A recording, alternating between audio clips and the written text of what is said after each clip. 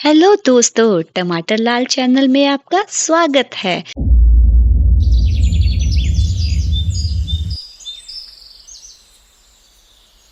माधवगढ़ में सुधीर अपनी पत्नी दीपा और एक 8 साल की बेटी मुन्नी के साथ रहता था। इस समय उसके हालात बहुत ही खराब चल रहे थे।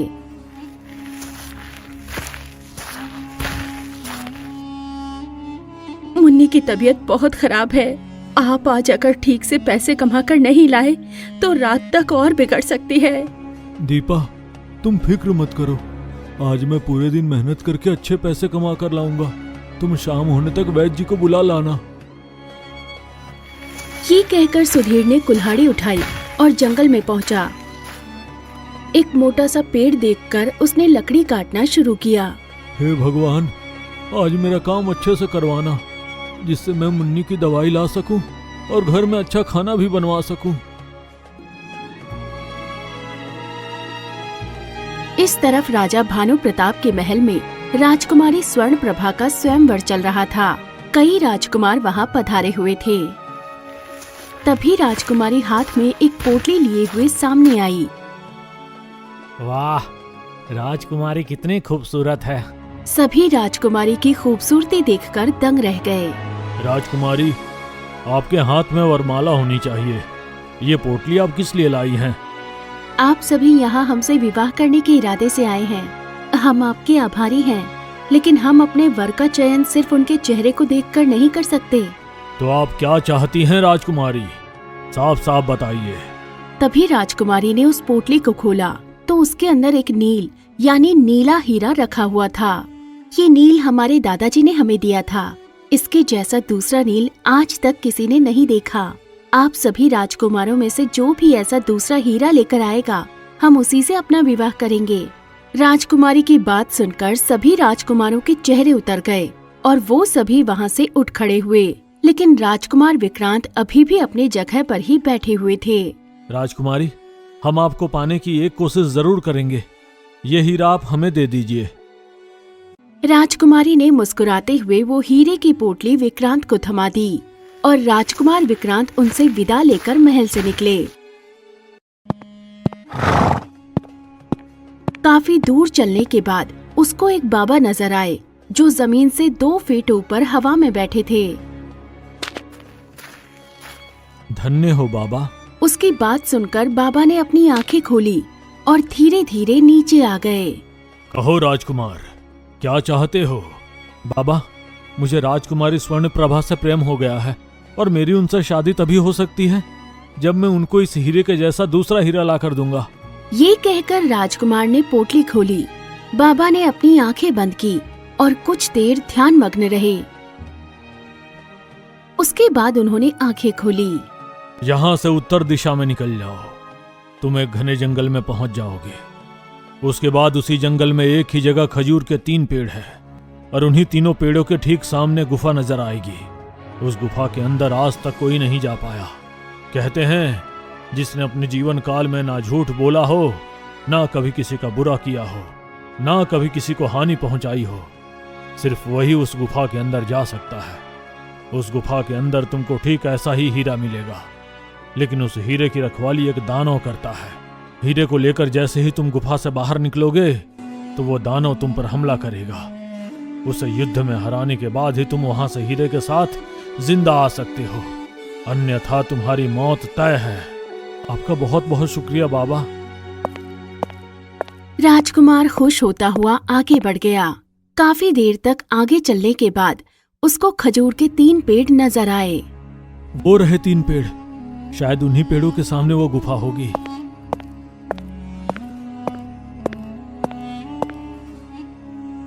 राजकुमार उन पेड़ों के पास पहुँचते पहुँचते काफी थक गया था, लेकिन उसने अपना सफर जारी रखा।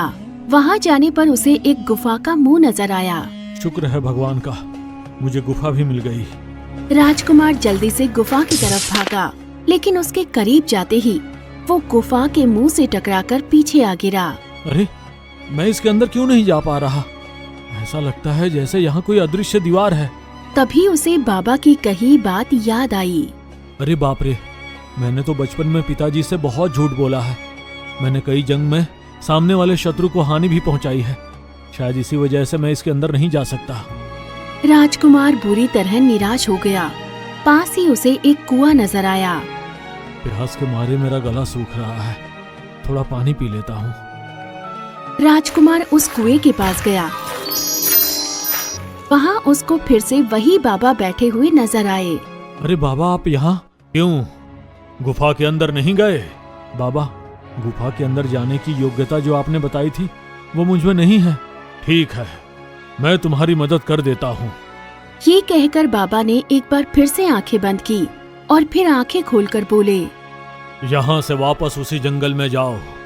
तुमको वहाँ एक ऐसा लकड़हारा मिलेगा जो उस गुफा के अंदर जाने योग्य है।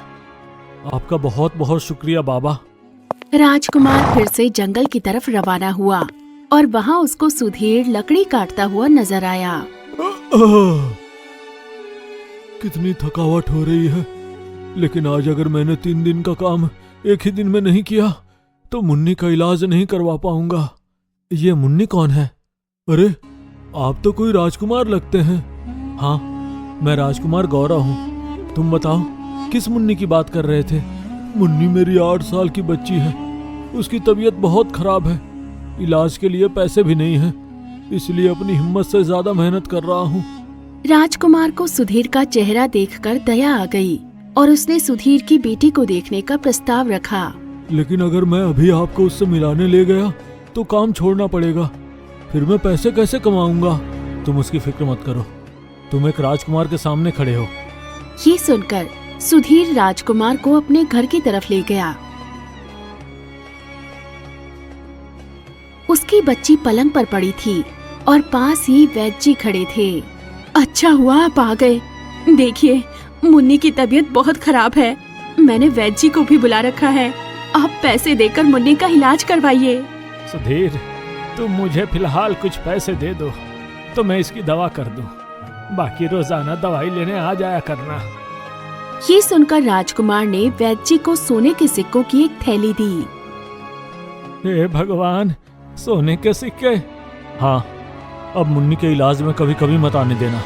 जी जी बिल्कुल, आप फिक्र मत कीजिए, मुन्नी कुछ ही दिनों में ठीक हो जाएगी। उसके बाद राजकुमार ने एक थैली सुधीर की बीवी को भी दी। ये लीजिए, इन सिक्कों से आप घर में राशन पानी अच्छे से भर लीजिए।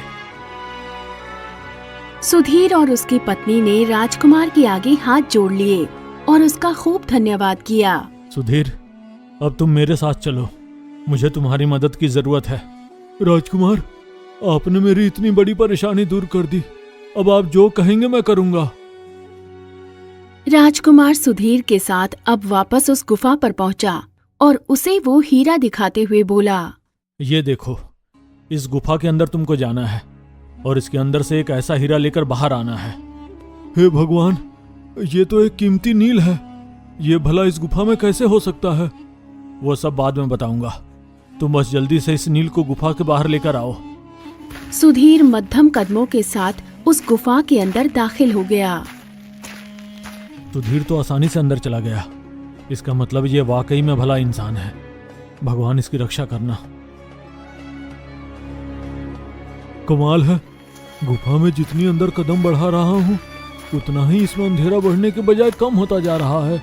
काफी देर चलने के बाद उसको एक टीले पर ठीक वैसा ही नील हीरा नजर आया। मिल गया, ये वही हीरा है।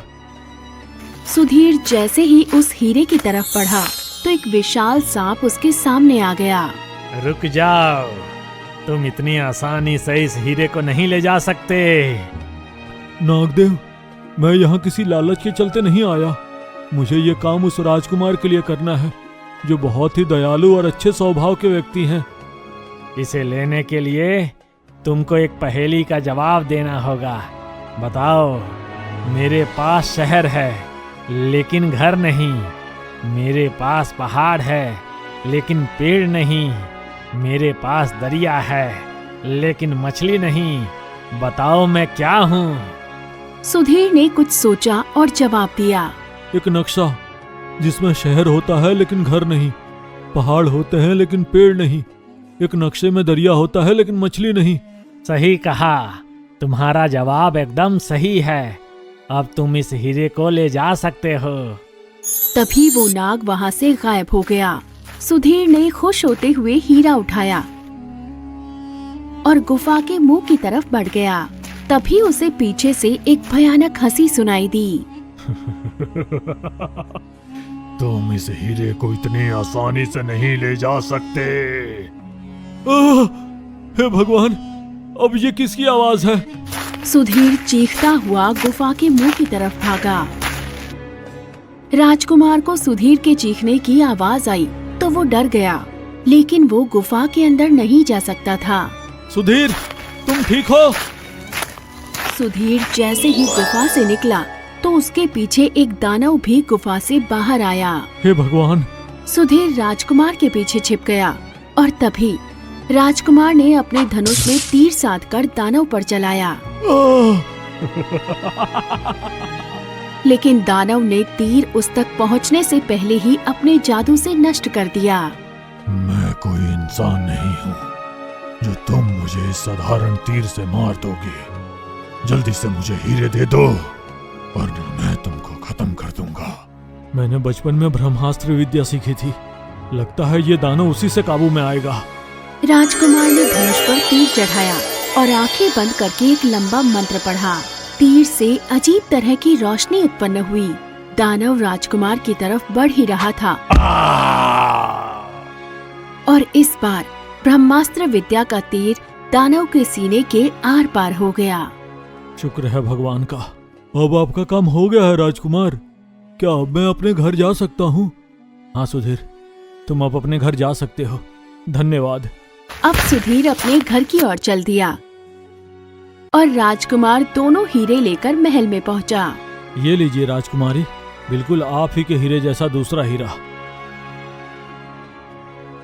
राजकुमारी ने दोनों हीरों को हाथ में लेकर देखा तो वो बिल्कुल एक जैसे थे।